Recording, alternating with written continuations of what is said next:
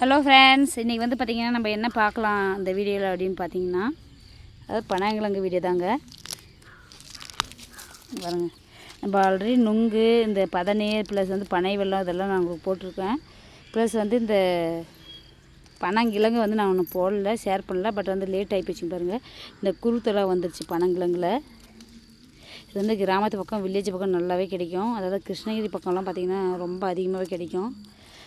கிராமத்தில் தாங்க அதிகமாக அது மாதிரி பனங்கொட்டைகளெல்லாம் புதைச்சி வச்சிங்கன்னா நமக்கு வந்து பனங்கிழங்காக கிடைக்கும். நம்ம இன்றைக்கி தாங்க ஈவினிங்கு வந்து பிடிங்கிருக்கோம். அதாவது வேக வச்சு நம்ம சாப்பிட்லாம். இதில் வந்து பார்த்திங்கன்னா இந்த பனங்கிழங்குல வந்து பார்த்திங்கன்னா நிறைய விட்டமின்ஸ், மினரல்ஸு ப்ளஸ் வந்து நார்ச்சத்துக்கள் அதிகமாக உள்ளது. இந்த சுகர் பேஷண்ட்டு இவங்களாம் வந்து நல்லா வயதானவர்கள்லாம் சாப்பிட்லாம், ரொம்ப நல்லது உடம்புக்கு. இந்த அளவுக்கு நார்ச்சத்துள்ள ஒரு பொருள் எதுன்னு பார்த்திங்கன்னா இந்த பனங்கிழங்கு. நேச்சுரலாகவே நம்ம கிராமத்து பக்கம் நல்லாவே கிடைக்குது. நம்ம அதுதான் நம்ம இன்றைக்கி வந்து பிடுங்குறோம்.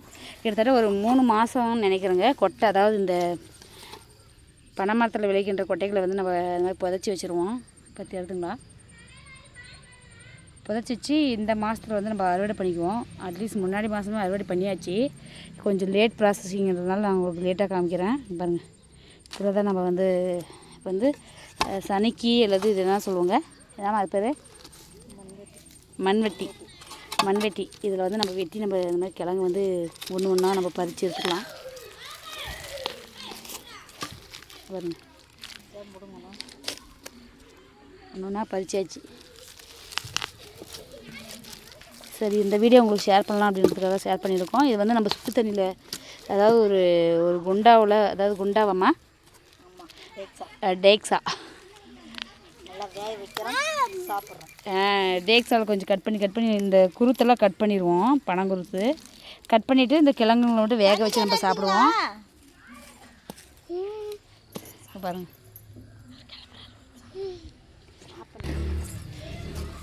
லைட்டாக அப்படி மண்ணில் பறித்து நம்ம எடுத்துக்கலாம் நம்ம கிழங்கெல்லாம்.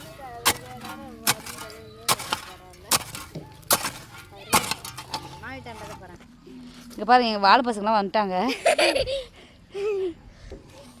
லைட்டாக நம்ம அப்படியே மண் பறித்து நம்ம வந்து கிழங்கு வந்து எடுத்துக்கலாங்க. லாஸ்ட்டாக தண்ணி கொஞ்சம் வேக வச்சு வெறும் விறகெல்லாம் வச்சு நம்ம கிழங்கு வேக வச்சு சாப்பிட்டுக்கலாம். ஒரு 1/2 ஹவராவது வேகுங்க, அப்போ தான் நல்லா வேகும் கிழங்கு. மண்ணிலே வளரக்கூடியது தாங்க இதுக்கு. தண்ணியே இல்லைங்க, தண்ணியெல்லாம் ஊற்றுறதே இல்லைங்க. அதாவது பனங்கொட்டைகள் எல்லாம் நம்ம புதைச்சி பின்னாடி தண்ணி ஊற்றாமல் வளரக்கூடியது தாங்க அந்த கிழங்கு, பனங்கிழங்கு. பாருங்கள், இது சாஃப்டாக இருக்குது பாருங்கள், புடங்கனாவே வரணும்னு.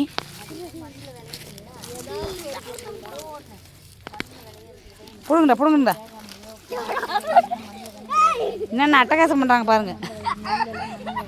ஏய், மெது சாப்பிட்டு அரி உழுந்துட்டான் பாருங்கள். ஒரே கிழங்கு பிடுங்க முடியல, இங்கே உழுந்து போயிட்டாங்க. மண் பறித்து தான் பிடுங்கணும். எப்பான்ட்டு போட்டாங்க. பாதி பிடிக்கிட்டான், விட்டு அது வராதுல விட்டுருங்க. பாதி தான் வரும். மண்ணு பறிக்கணும். இந்த மாதிரி மண்ணை வந்து கொஞ்சம் லைட்டாக அப்படி நம்ம பறிச்சுட்டு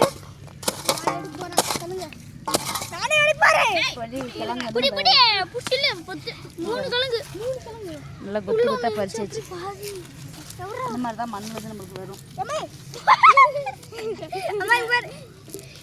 லைட்டாக பிடிச்சி இழுத்துனா இன்னும் வந்துடுங்க. பாருங்க,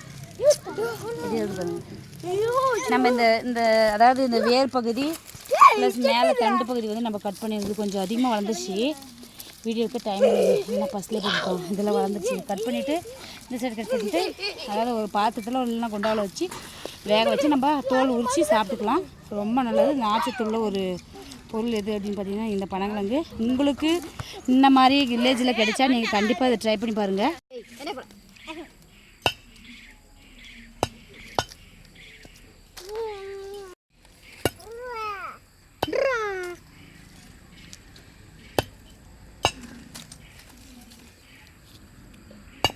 வளைவு அப்படியே வந்து போயிடுச்சு.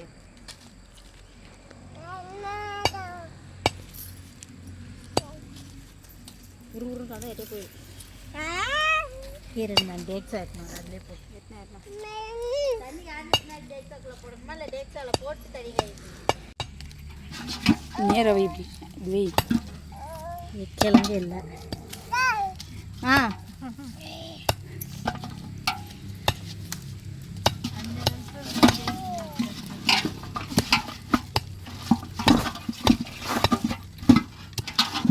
என்னம்மா பண்ணுற ஓரம் வை அப்படி ஓரம் வை ஆ அப்புறம் வேற என்ன இந்த மாதிரி ஃபுல்லாக சுற்றி ஆடிட்டு ஒரு டப்பா தண்ணி ஊற்றி அப்படியே வேக வச்சு எடுத்துட்டா கிழங்கு ரெடி. கிழங்கு ரெடி, பனங்கிழங்கு.